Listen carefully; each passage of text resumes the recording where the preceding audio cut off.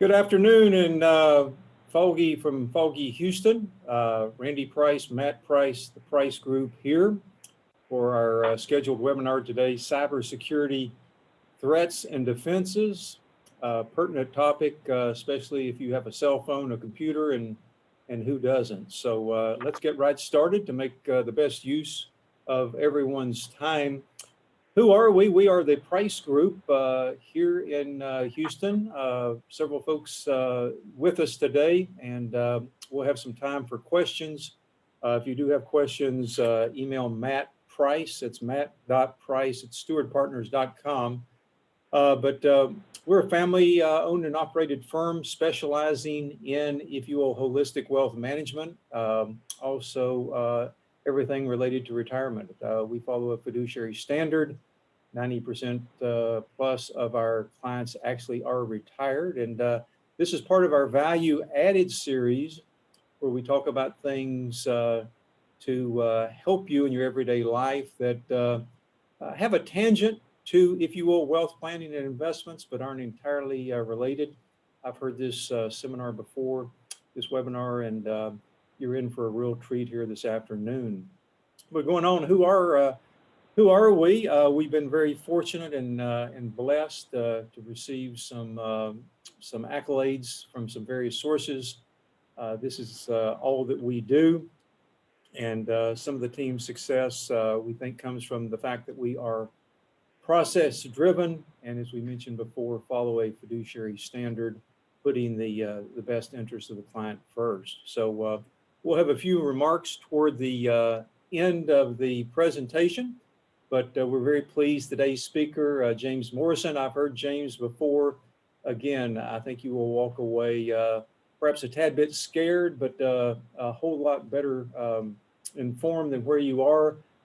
Basically, James was a member of the Air Force, served and spent 22 years with the FBI, a very intelligent guy, and we're very fortunate, James, to have you.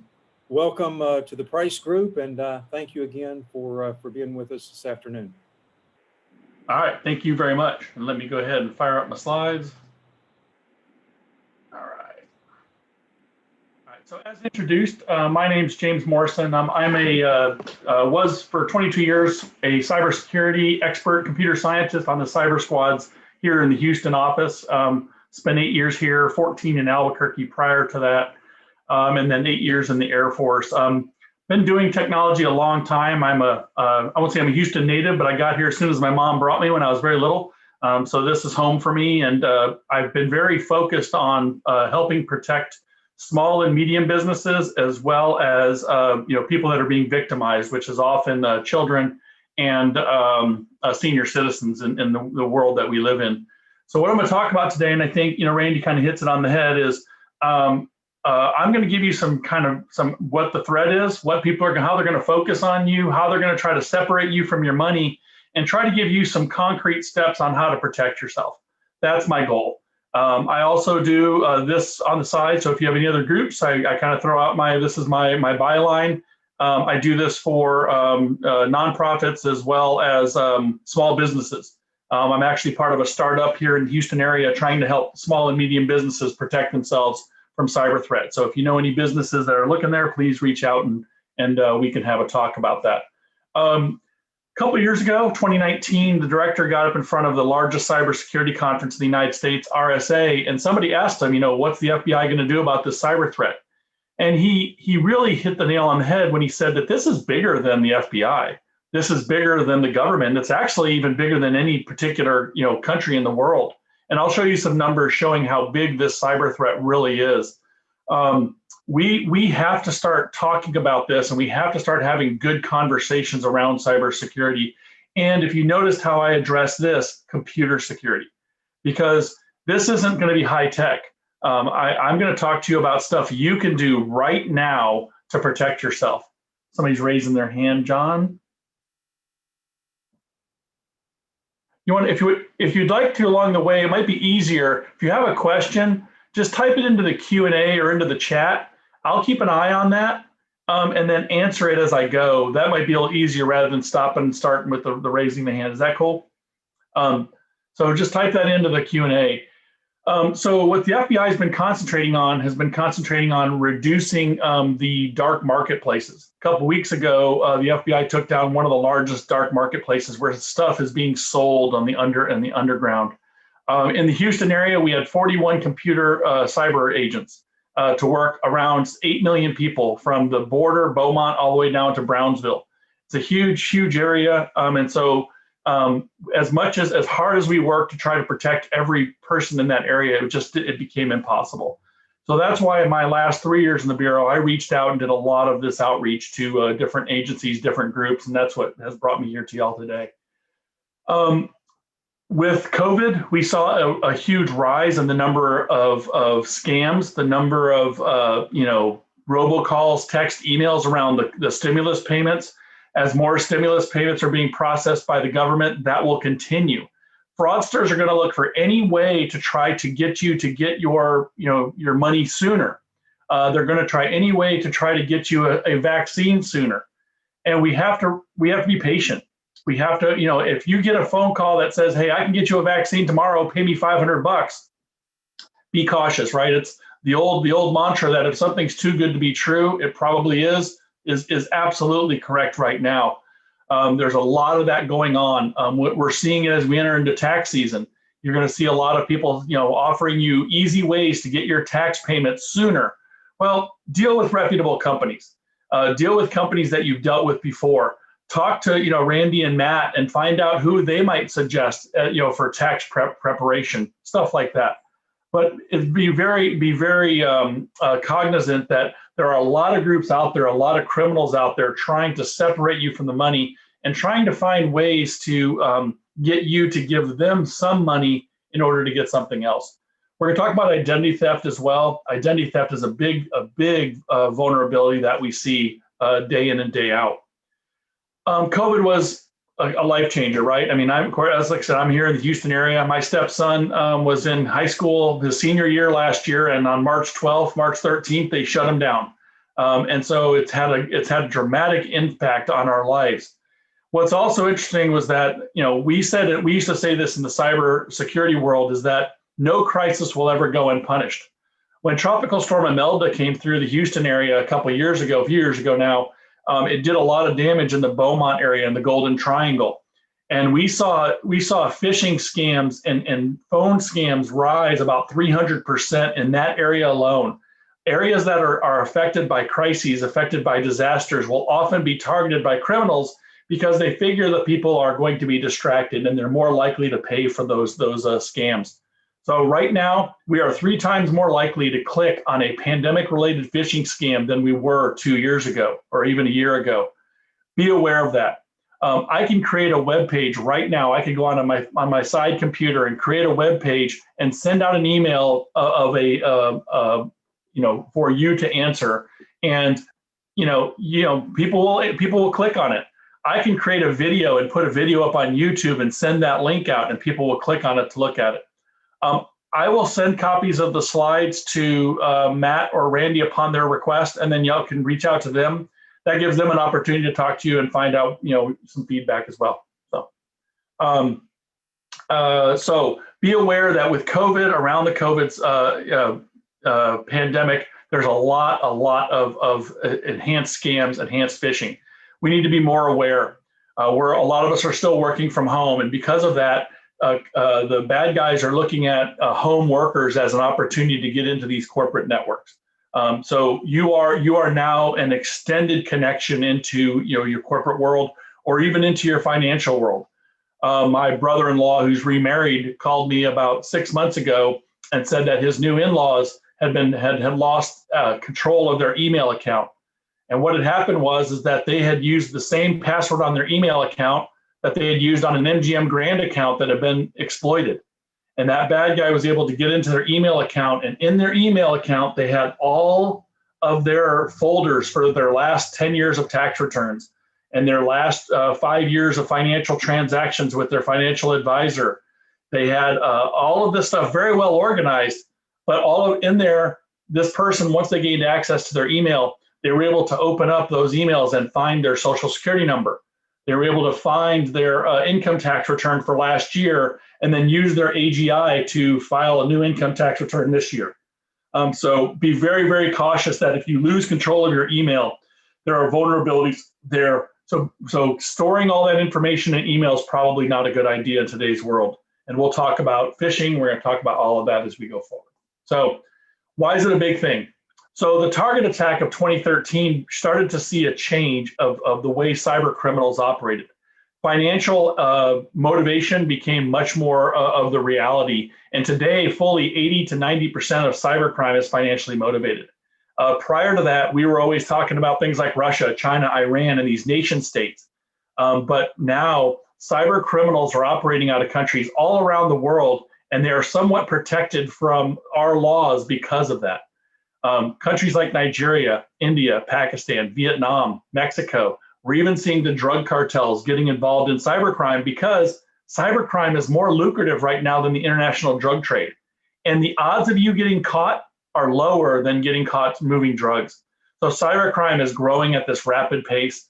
This year, it's estimated it will cost the global economy $6 trillion, which is 1/3 the GDP of the United States. So cybercrime is only going to continue to get worse unless we stop giving money to these people. Cybercrime rule number 1 says everyone's a target. Cybercrime rule number 2 says whatever money you put out there, you will never get it back. I was out in Galveston at a Rotary Club doing a presentation, and an 82-year-old man walked up to me and said, I give $14,000 to the Nigerian prince. I hope I get my money back. I said, sir, I am sorry to tell you this, but you will never get your money back.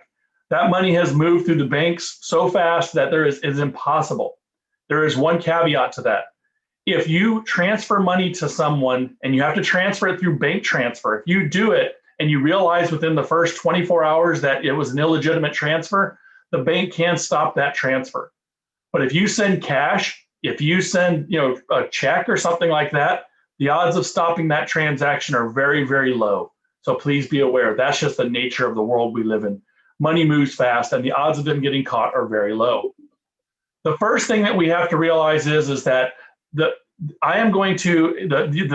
thing you're most susceptible to are social attacks. People using if you're on any sort of social media, maybe what organizations you're part of, who you use as a financial advisor. These are all things that if they can gather information about you, they can send an email to you that looks really, really scary. So let me share one with you that I just received yesterday. And we've all received this one.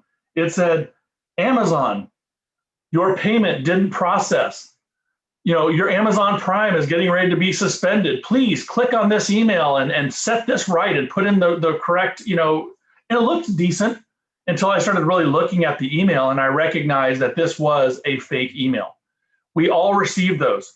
And in the world now, when we live in an increasing world of email and mail order, we're going to get those and they may appear to be legitimate. But what we have to do is don't trust email. In general, what I'm telling you is if you get a link or an attachment in an email, don't trust it. So when I saw this Amazon order, the first thing I had to think of, did I have any Amazon orders that were outstanding? And I did. I had one that was inbound.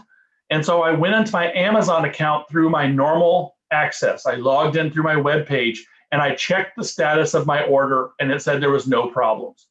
So that's the best way to check when you get those kind of emails. We'll talk also about the FBI is not going to contact you via email and say that you're in trouble. The Social Security Administration is not going to send you an email and say that your benefits have been suspended. If you get those kind of emails, don't trust the email. Go to your normal access point, access it, and see if there's any problems there. You'll find that 95% of the time, there's just nothing wrong. Even higher than that, it may be. But they're trying to create a false sense of crisis in you and get you to react quickly and out of emotion without thinking. So slow down. Slow it all down in your mind and recognize that phishing is designed to attract your attention. The whole purpose of a phishing email is to try to get your attention. Think about the email, the headline. Make $1,000 in 5 minutes. Click here. I mean, we get them. We get those through text messages where somebody's trying to get you to go, wow, I can solve all my financial problems just by calling this phone number. Well, some of them might be legitimate, but others they're just designed to try to separate you from your money. So with email, with social media, whether you're on Facebook or anything else, or even things through like text messages, if you get a attachment or a link, do not click on it. Please don't click on it. If you think you're getting an attachment or you're getting like a text from somebody that you haven't talked to in a long time, don't trust the attachment they're sending. Just yesterday, my wife got one from somebody she hadn't talked to in years. And she said, "Do you think that's legitimate?" I said, "No. If this person hasn't talked to you in 5 years, why are they texting you all of a sudden?" And it turned out that when she contacted that person, they were like, "Yeah, I've lost control of my Facebook a long time ago." Be aware of that, okay? Don't click on the things that are there. If you have some technical knowledge, here's what you do when you get an email.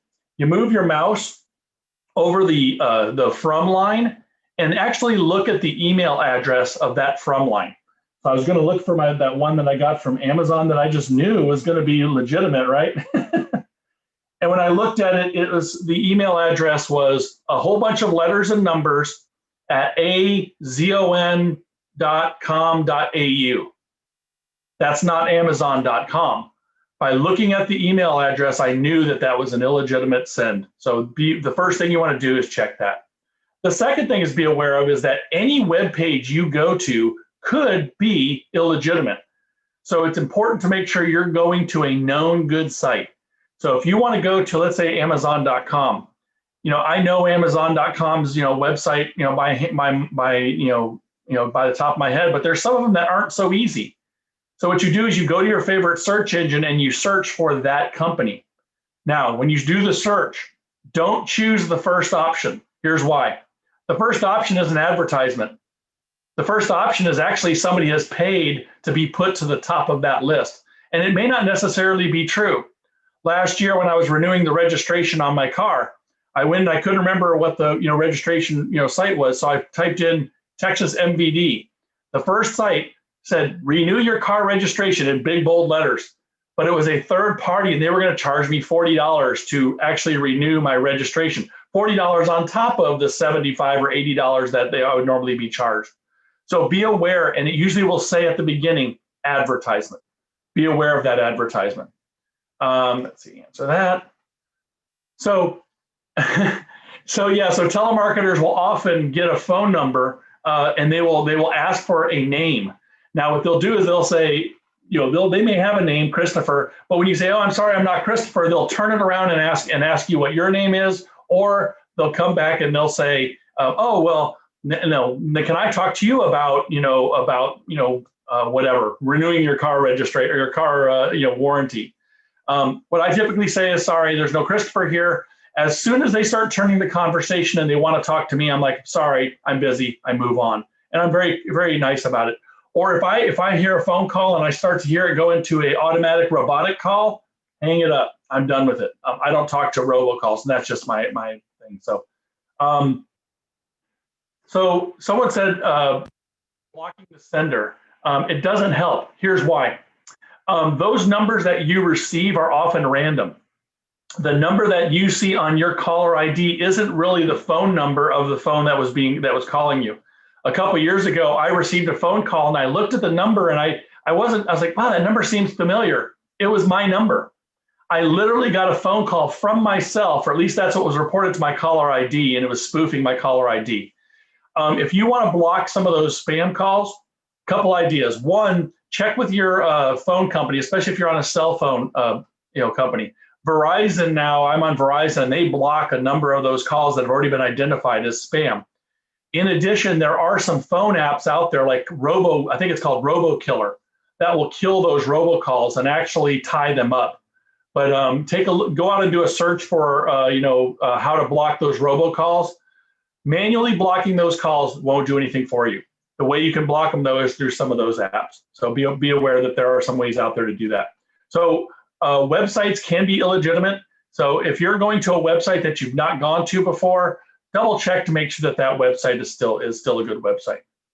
But don't be curious or greedy. So this year, actually 2020 was the 20th anniversary, I think it's the 15th anniversary of the Nigerian print scam. And if you haven't run into the Nigerian print scam, and I'm sure many of you have, It's the email that says, hi, I'm the treasurer for the royal family, and I need help getting our money out of customs. Can you give me $1,000? You give them that money and you're never going to see any of that money. So let's think about this. Let's process this. What you're telling me is that the Nigerian royal family, if there was one, which there's not right now, they are contacting me, Johnny Q. Public in Houston, Texas, saying, give me money to help me get my money out of customs. Why wouldn't they be contacting a bank? Why wouldn't they be contacting someone else? Why is it me they're contacting? If it's too good to be true, what's it tell you? It probably is. Don't be greedy. A couple of years ago, I sold a dryer on Craigslist, and I put it on, and you have to put your phone number. I got a text message in 15 minutes, and I was selling the dryer for $200. And I got a notification saying, give me your address, and I will send you a check for $300. Now, I've been to a lot of yard sales, and I've spent a lot of time, in selling product. I've never been offered more for something than I've been listing. People are always asking you if you'll take $1 for it. Here's the way it works. They send you a check. We take that check and we deposit that check into our bank account. How long until that bank makes that money available to us? Typically, it's within 24 hours if it's a low enough amount. But when does the check actually clear? The check actually doesn't clear for 7 to 10 days. So what happens is you get the money, you now have cash in hand, so you think, I'm good, I'm safe. You contact this person, they come pick up the dryer is gone. 7 days later, you get a contact from the bank that says, oh, by the way, that check you deposited just bounced. We're taking our money back plus penalties. So now you're out the money, you're out penalties, and your dryer's gone. That's how the scam works, okay? So if somebody offers you a check or wants to send you money, don't accept it. I don't accept checks for anything I'm selling online. I use middlemen, things like PayPal, Zelle. You make people transfer money to you in that direction before you provide it. Checks and even cashier's checks are too easy to fake today, so be very cautious in taking them. The good news is that 4 out of 5 of us don't click on anything. We just delete an email when we see it. That's good. But 1 in 20 clicks on everything. Don't do it. Don't click on those emails. Don't click on those links and attachments. It's a matter of time till they blow up on you. What actually is the most successful for us is things like LinkedIn, if you're on LinkedIn, or you've been tagged in a photo on Facebook, or someone's accessed your account. These are the emails that actually are successful in getting us to click on them. If you see, for example, says somebody viewed your profile on LinkedIn, don't follow the link and attachment on the email. Go log into your LinkedIn on another computer and check to see if you have any notifications. You'll be surprised. A lot of times you won't. But don't trust what you see on the email. We are all working from home. We're all living at home. So what I really want you to be cautious of is the stuff at home. You are being targeted. A couple years ago, 3 or 4 years ago, we sent out a warning about malware being put into your routers. If you have internet at home, reboot that router every so often. Just go and plug it. Wait a few seconds, re-plug it in. You'll lose your internet for a while, but it will reload the software that's installed on that router. I even tell people if they travel a lot, maybe turn it off. Now, that's not going to work in places like, let's say you have a Ring doorbell and you want to be able to access it. You won't be able to access it if that router is turned off. But just that reboot could do something to protect you. There was a report this last year talking about how many threats hit the average household. And when they asked people said, yeah, maybe I get 12 attacks a month. It was actually determined that on average, the home network gets over 100 attacks a month. And just today, I was reading a report about some vulnerabilities in Ring doorbells and video cameras that are being sold to home users. Be careful when you're adding these kind of devices to your home network, okay? Every device that you add, that you connect into your home network, adds a vulnerability. I did a interview for a Fox channel out in Abilene a couple years ago, and we were talking about devices with cameras in them. Do you know that a lot of TVs nowadays, smart TVs, some of them actually have cameras built in? And we had received a phone call from a woman who said that somebody had contacted her saying they had taken pictures of her, and she couldn't figure out how they found the pictures. It turns out that somebody had gotten into the camera in her TV in her bedroom and was actually taking pictures through her camera. So any device that you add to your network, be aware that if it has a camera, think about what that camera can see. Or like with our laptops, my laptop right here has a little door that slides over and blocks off the camera. Block those cameras if you're not in use. I have a Peloton. My Peloton has a camera built into it. I've never used it for a Peloton, but it's there. And so if you think about it, if somebody was able to get in there, they could actually take pictures through that device.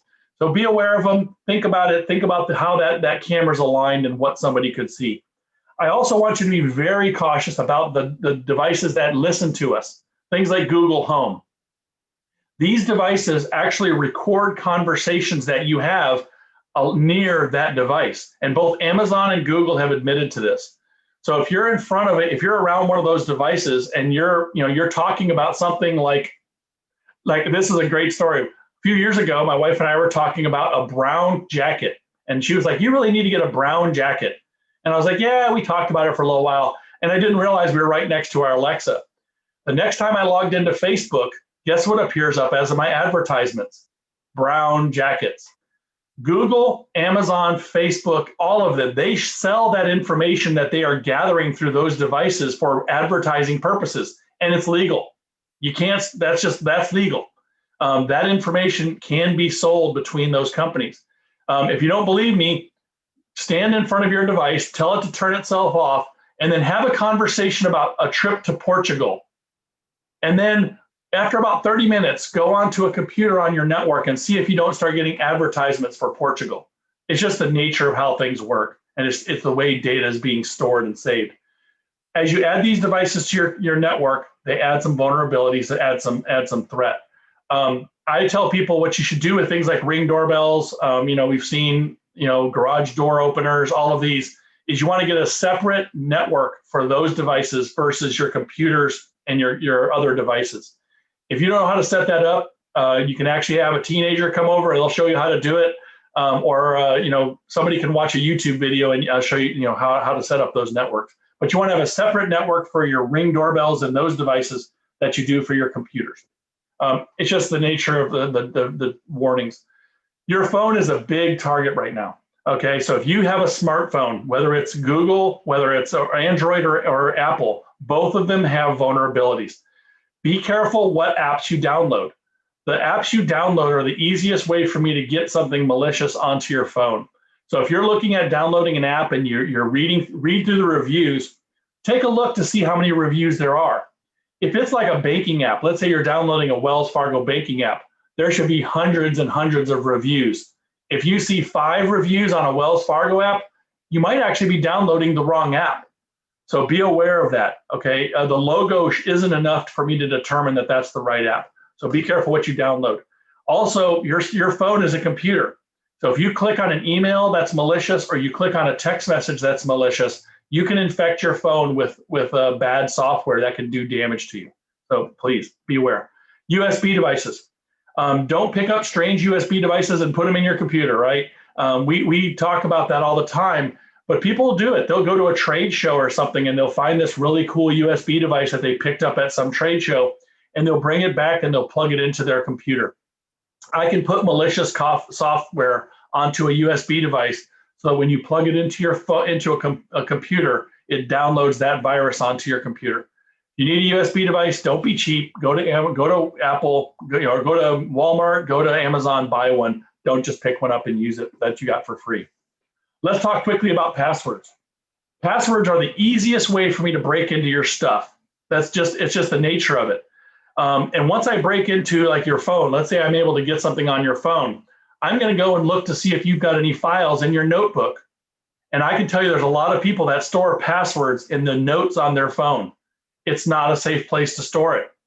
On your computer, if I gain access onto your computer, I'm going to look for a Word document or a spreadsheet that actually says passwords, that has passwords in it. So do not, if you're going to do that, number one, don't call it passwords.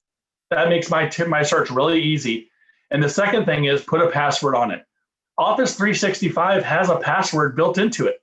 And it's a pretty good password software that could generate a password for you. And it's pretty unbreakable. But what happens when we need to generate passwords, and we all do it, I've done it too, we say, oh, The worst time of the day is I have to generate a new password. I need a 3, 4, or a 5-character word. I will follow it by a special character, usually $, number sign, or underscore, and then end it in numbers. 90% of us start our passwords with a capital letter. 75% of us end our passwords in numbers. Guess what passwords we choose? Kids' names, pets' names, dates. And so if I can, go on your social media and find out that your dog's name is Fifi, guess what? My password is going to be, I'm going to try Fifi #1 1 2 1 2 3, and then even the year. So be aware that those are the most common passwords. Even common dates, wedding dates, anniversaries. I always say that men's favorite date is the day they stop paying alimony or their divorce date. But be aware that those dates are public record. If I can get your email address, I can go out on any public search engine and do a background check on you based upon just your email address. It will tell me your name, all the people that live in your house, including your kids. It will tell me where you live. It'll tell me how much you paid for your house. I can even start to get your ages off of there, and I can find out who your mom and your mom's maiden name is. Why is that important? Because the most common security question asked is your mom's maiden name. So if that's the answer, the question you answered for your security question, learn how to not tell the truth. Especially if your mom's maiden name is something simple like Smith. Make it up and remember your lie. My mom's maiden name was not Kermit the Frog, but I use that as an answer to my security question sometimes. With security questions, learn to lie and then write them down. I actually keep a notebook with common security questions and how I will answer them, and I'm not answering them correctly. So passwords are often the easiest way for me to break in, because 2/3 of us only use 2 passwords for our online accounts. Very dangerous. Be aware that those passwords. So do not use the same passwords for all websites. Use a password manager. There are some cloud-based password managers, which are website-based, things like Dashlane and LastPass. LastPass was free the last time I checked on it. They would charge me $8 if I wanted to download the app to my phone. But what you did is you had one password, and then every other password was stored inside of their website. And those password managers have not, to today's date, suffered any major breaches. Or you can download an app to your phone, things like OnePass, things like Keeper. Even the keychain that's built into the Apple phone is a good password manager, and that's what I use now, is the keychain. So in those cases, that's stored inside your phone in an encrypted location, so that if somebody got into your phone, they wouldn't be able to actually see those passwords. We're going to talk about why longer is better. An 8-character password is too weak today in today's world, and I'll show you why. But also altering our patterns. Capitalizing the first letter and ending with numbers is a bad idea. So come up with a different pattern, something that works for you. For a while there, I used a 6-character word with a set of characters in the middle and another 6-character word, and that's what was my passwords. So I had 12, 14 to 15 character passwords. Using passphrases is an idea too. Maybe it's the first title or the first sentence out of one of your favorite books. Just don't make it something too common like this were the best of times, these are the worst of times. Now, that's a very common, a common thing. Today, I actually use a book. I actually have a red password book that I keep in my desk, and I keep 2 copies of it. Why? Well, my wife might need to access those if I'm out of town, or should something happen to me. Those passwords are necessary. So part of estate planning should be keeping those passwords in a place that they're accessible. Had a friend, a financial advisor up in Kingwood, whose father passed away suddenly and unexpectedly, and his father had a password on his home computer. Nobody knows the password to his home computer. And to this day, he cannot get into that home computer and access some of those files that he needed for his estate planning. So please, if you have those kind of passwords, make sure somebody knows them. If you want to put them in a safe deposit box, whatever, but it's very important that those are known. So why are 8-character passwords a bad thing? So I built a password cracker for the Houston office, and it could crack an 8-character password that was numbers or letters in less than 2 days. I could crack any password in less than 2 days if it was 8 characters or less. And even an 8-character password that used symbols, I could do it in 23 days. Now, when do we change our passwords on average? Once a year if we're lucky, maybe once every 90 days. So the longer you go with the passwords, the harder it is to break that password. So I would encourage you to start looking at some sort of pattern that creates 12-character or even 16-character passwords. All right, so let's be aware of scams.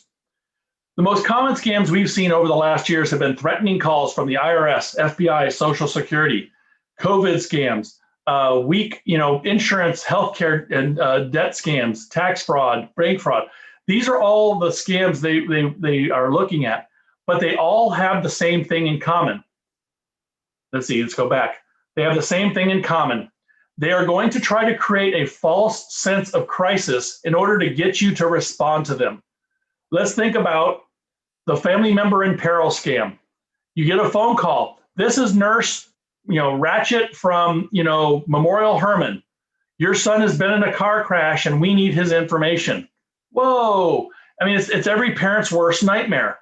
Well, they'll start asking questions and eventually they're going to get to, we need payment for his emergency room visit. They're going to ask for a credit card. So if in any of these things happen to you, here's what I want you to do. Grab a piece of paper and take their information down. Yes, you're Nurse Cratchit. You're calling from Memorial Hermann. Which one? Now, here's what happened to me. I got this phone call, this family member in peril phone call, and it said my son had been in a car crash. And I have a 22-year-old son. I was like, oh my gosh, what happened? It said, well, he was driving on highway on the Beltway and he got in a crash. And I was like, Beltway 8? Yep. What hospital's calling? Memorial Hermann. I said, well, my son lives in New Mexico. So you failed in your scam. They didn't know that. They were playing a hunch, hoping that they were able to create this crisis, but they failed in my case. Be aware that that's what they're going to try to do. Take all their information down and then say, I'd like to call you back. Most of these scams do not want you to hang up. And if you try to hang up with them, they will either get violent or they will really ratchet it up and say, no, we need this right now, right now, right now. That's the best thing you could do to push this scam off. Please also know that government agencies, IRS and FBI, do not use email to tell people they're in trouble or that something's not working. They'll say, come into our office and talk to us. That's what will probably happen. So social media, know what you posted about yourself. Don't trust that message is really coming from who you think it is. Every picture, every post you put up there is permanent and you can never take it back. Parler is a great example. Parler website, somebody took every post from every person off of Parler before the site went down, copied it, and then turned it over to the federal authorities. Every picture, every video that had ever been posted by anybody on that site had been posted by a hacker. It's permanent. You can't ever take it back. And then be selective about who you accept on a friend network. Let's talk really quickly about relationship fraud. A lot of people still find relationships online. I did. But there are a ton of scams out there related to relationship fraud. One of the most common targets out there are people over the age of 55. I got a phone call from one of my old high school friends saying that her best friend's mom had been scammed on a online relationship. So I talked to the woman, and it turns out she's 72 years old, and she's been giving money to her 30-year-old boyfriend. She had all of the text messages between them. And I'm looking at the text messages and I said, you're not going to like this. I said, but he didn't commit a crime. She said, what do you mean? I said, he never threatened you. He never told you he was going to beat you up if you didn't send money. He just said he loved you and wished he had more money and you sent him cash. She sent $125,000 to him in cash over a period of 15 months. Please, please, please. If you're going to get in online relationships, you're going to meet people. Follow my rules. These are the catfish rules, which are part of the Catfish, the series on MTV. Talk to these people. Video chat. And there's no reason in today's world somebody can't video chat with you. Meet them in a public location with backup. I've done that. I've been that backup. And the last thing is money should never be a topic of conversation in an online relationship. People will ask you for money very quickly in these online relationships.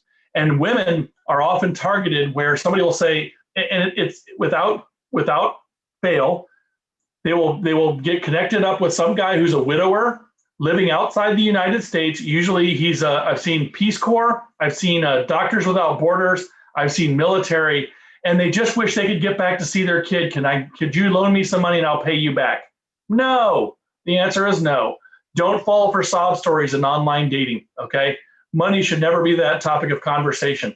I had a woman ask me for money one time, and I said, nope, sorry, I live in a refrigerator box, and I disconnected from that conversation. Don't fall for it. Everybody has a sob story. Internet fraud. Please recognize there's two things between an internet theft and internet fraud. Internet fraud in 2020, 1 in 4 of us actually had somebody use our credit card for something fraudulent. And I think that number's low. That's all you do with that is report it to the bank, get a new credit card. That's all you do for identity fraud. Identity theft is actually the theft of your social security number. If somebody steals your social security number or gains access to it, that is a whole different ballgame. And they can open bank accounts in your name. They can open credit accounts, loans, all of this stuff. And sometimes you won't even know about it for many, many years.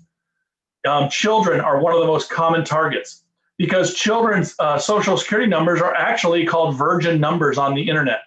And they are you can get 10 times as much for a child's social security number as you can for an adult. So what I tell everybody is freeze the credit. Freeze your credit, freeze your kids' credit, and your grandkids' credit. Go to the 3 credit agencies, create an account in that social security number, and then you can freeze it so that nobody can create a credit account off of those credit agencies. You have to do it for all 3 credit agencies, though, because different companies use different agencies for their actions. So please be aware of that. Freezing identity. This doesn't do anything to your current credit. This only affects new lines of credit in your social security number. So if you already got a bank account, you've got credit accounts, not going to open any more, it's a good idea to do that. So overall on your home computer, back your stuff up. Use an external or cloud-based backup system. Buy a little external USB drive, from Walmart for 49 bucks and back up your pictures and videos. I can't tell you the number of people who've had a crash of their computer or suffered a virus and they've lost all those pictures and all of those videos. And that's the most priceless memory. So buy a little drive, back that stuff up, or use something like what's the one? Carbonite is a backup thing. I use iCloud. I actually pay for iCloud. But if you don't pay for a cloud-based backup system, if you're using something like Google Documents or Dropbox, you get what you pay for with security. And if you're not paying for security, you don't have security. So you want to make sure you're paying a little bit to actually secure your products. Let's see, got a question. So banking mobile apps are actually very secure. I loved having a fingerprint on my iPhone. I was very slow to go to the new phone, which is the face recognition. Banking apps, when you have that app and you've downloaded the legitimate app, there is a secure communication established between the app and the bank. So banks are actually ahead of that game. All right, so let's go on. So how do you secure your stuff? So buy an internet security product. So you buy something like Bitdefender, you buy something like LifeLock and Norton, but purchase it. The free versions don't work. The free versions will offer you no security except making you feel like there might be security. Let me take a step back. Identity theft solutions. If somebody has stolen your social security number, you are going to have to go to something like LifeLock. Now, LifeLock can be expensive. So what I would caution, I would say shop around. Look at other groups that you might be members of. I think Costco might sell one. USAA has one. I think some financial groups have a protection that you can pay for. But don't just go to LifeLock, even though they've been around the longest and have had a good record. So back up your pictures and documents. Links and attachments, don't trust them. If you go and if your email, they offer, you can turn on, you get a text message whenever somebody logs in. Yes, that's 2-factor authentication. Turn that on. Password management, identity protection, and know that email is not trustworthy. Lastly, public Wi-Fi. I was actually doing a presentation a few years ago, and a lady walked up to me after, and I was talking about how insecure Starbucks was. And she goes, "Hi, I'm the CIO of Starbucks." And I was like, "Oh, sorry." She goes, "No, you're right. Our stuff was horribly unsafe, and we've done a lot more to protect it." So be careful going to those public places to access, your information. How do I get the password at a hotel? A lot of times it's written on a board inside the lobby. Or think about, like coffee shops. I just got to go up and order a cup of coffee and they're going to give me the Wi-Fi password. So if you're on those accounts, realize that anybody can see what you do and the traffic is open. Should something happen to you out there, please know that the FBI does want to know. The Internet Crime Complaint Center is a 24/7 operation that you can go in and say, hey, I lost $10,000 to a scam. Please report that. Even though the FBI will not probably go after that particular case for you, because right now the U.S. attorney in the state in Houston doesn't do any case unless the financial loss is $250,000 or more. But if you lose $10,000 and another 250 people or 25 people lose $10,000, we have a case. So the Internet Crime Complaint Center is a data clearinghouse for these scams that are occurring. You could also go to the FTC. The Federal Trade Commission also reports scams. But if you feel like your life is in danger, please call 1-800-CALL-FBI. So with that, there's another question up here. Having a VPN does help. If you are out at a hotel, I would very strongly encourage you to have a VPN package. I use VPNs at home for work, but one thing I have to be careful of is with a VPN, you pay for how much data you use. So make sure you're only turning on your VPN to protect the data you want to protect. So if you're out surfing, looking at like YouTube videos, for example, it'll kill your bandwidth on a VPN. If you don't know what a VPN is a piece of software that runs on your phone or on your computer that actually secures your surfing so that nobody can see what you're surfing for. And it protects your communications between your device and your VPN provider. So it's a way of actually making sure nobody can look at what you're surfing for. All right. There are a couple hands raised. I can't see, and I'm not sure if I can turn folks on there. But if you have a question, I'd love to hear it. Again, if you have questions, you can email Matt Price at stewardpartners.com, STEWARD, partners, PARTNERS.com, and we'll get to those. James, great presentation. Thank you so much. Just as interesting the second or third time I've heard it as it was the first. So we hope to have you back again. But from our particular viewpoint, we want you to know about Steward Partners and Raymond James, our Cybersecurity Guarantee. We want you to have the highest level of confidence doing business financially with our firm. If there's any actual loss that you have as a result of negligence of Raymond James due to any unauthorized access, then in writing, Raymond James will make you whole for that. So again, it's important on who you do business with.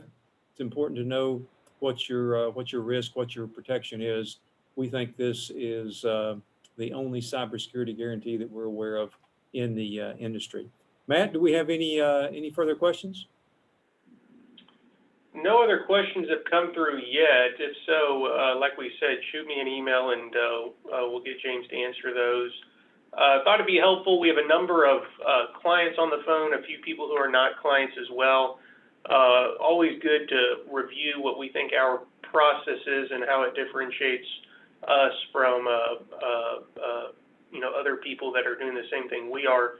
Our Live Well plan, we call it our Live Well plan, partially because Randy and I are a little bit cheesy, but the other part being we want our clients to live well.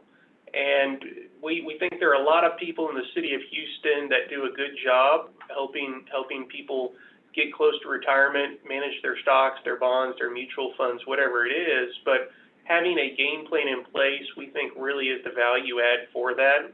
We love this quote by Benjamin Graham, who is one of the mentors of Warren Buffett, as everyone is familiar with. The best way to measure your investing success is not by whether you're beating the market, but whether you've put in place a financial plan and a behavioral discipline that are likely to get you to where you want to go. So we think that's highly valuable. One of the big pieces with that, we develop what we call your family index number. what rate of return do you need to be, quote, successful? And our goal, unless you tell us otherwise, is we want you to take the least amount of risk possible to get you from here to there. And so having a personalized game plan is the only way to do that. We do this for clients. We update this plan at least on an annual basis. And then for people who are not clients, we offer this service just on a complimentary basis as people are kicking the tires. And having an investment process is the third component of that. We think it's vitally important in this type of environment. You've seen a number of stocks over the last few weeks that have gone up in value really quickly. Knowing what you own, knowing why you own it is more important than ever.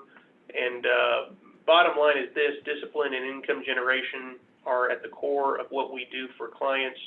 And we're looking to hit a lot of singles, maybe a few doubles, but we're trying to look for companies that have paid dividends historically, and we think have a propensity to increase those dividends year over year. So if you'd like to review your live well plan, create a live well plan, we'd love to schedule some time with you, virtually over Zoom as possible, or we could start out with a call on that. We think planning is the secret sauce from a standpoint of where the price group comes from. And we'd be happy to have a conversation to see if we could help. So Matt, before we go, any more questions for Mr. James Morrison? I do. I don't see any in the email. So Okay, got it. Well, if you have any questions, again, feel free to email us. 2 email addresses there, or call us. If you'd like a copy of James' slide, we can make those available as well. A lot of useful information, James. I've taken about a half a page of notes. So anyway, I hope everyone had a pen and pencil. But again, be very careful about your cybersecurity as well as your physical security as well. So on behalf of the whole price group, again, we're very thankful, appreciative of you taking time to join us. Again, this is part of our value added series that we do on a regular basis to touch subjects that affect you in the pocketbook, but aren't directly related to investing. So hoping you have a good rest of the afternoon. James, thank you again for your time, your effort, your service to our country, sir, and now your service to the cybersecurity field. So anyway, have a great afternoon. Hope to talk to everyone soon, and happy Wednesday. Thank you very much. All right, thank you.